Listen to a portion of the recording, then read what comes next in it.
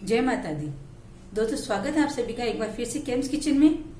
आज जैसा कि हम सभी जानते हैं कि नवरात्रि का दूसरा दिन है और आज देवी ब्रह्मचारिणी जो कि नव दुर्गाओं में दूसरे नंबर की देवी हैं, हम उनकी पूजा और उन्हीं के बारे में बात करेंगे।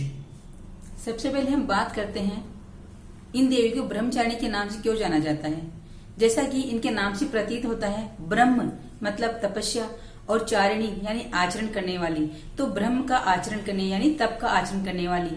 साथ ही देवी ने भगवान शिव को वर के रूप में प्राप्त करने के लिए हजारों वर्षों तक कठोर तपस्या की थी।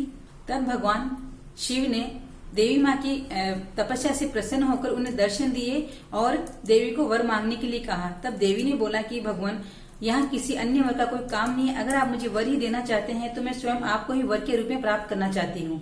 देवी की बातों से स्वयं महादेव भी प्रसन्न हुए और इस प्रकार देवी ने स्वयं महादेव के वर के रूप में प्राप्त किया। इसलिए अब हम बात करते हैं देवी के स्वरूप की।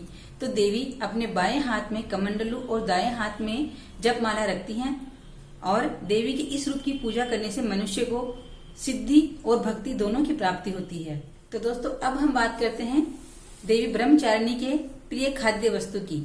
जी हाँ, माँ देवी को शक्कर और मिश्री अत्यधिक प्रिय होते हैं। तो आज जब आप पूजा करें और माँ की जोत लें तो शक्कर या मिश्री इनमें से किसी एक का भोग अवश्य है लगाए। इससे हमारे अंदर जो भी सुस्ती, तनाव और चिंता होती है उनका नाश होता है और हमारे बल, बुद्धि और आत्मविश्वास की वृद्धि होती है। माँ ब्रह्मचारिणी के इस रूप की पूजा करने से मनुष्य का जो मन है वो विचलित नहीं होता और कठिन से कठिन समय पर भी हम अपने मार्ग से भटकते नहीं हैं और हमें सफलता अवश्य ही मिलती है।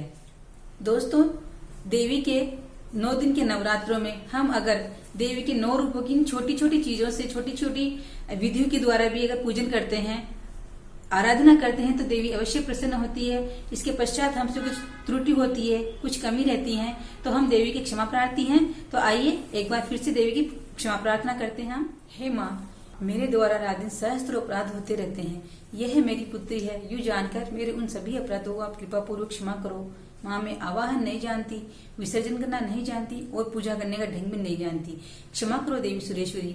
मैंने जो मंत्रहीन, क्रियाहीन, भक्तिहीन पूजन किया है वह सब तुम्हारी कृपा से पूर्ण हो।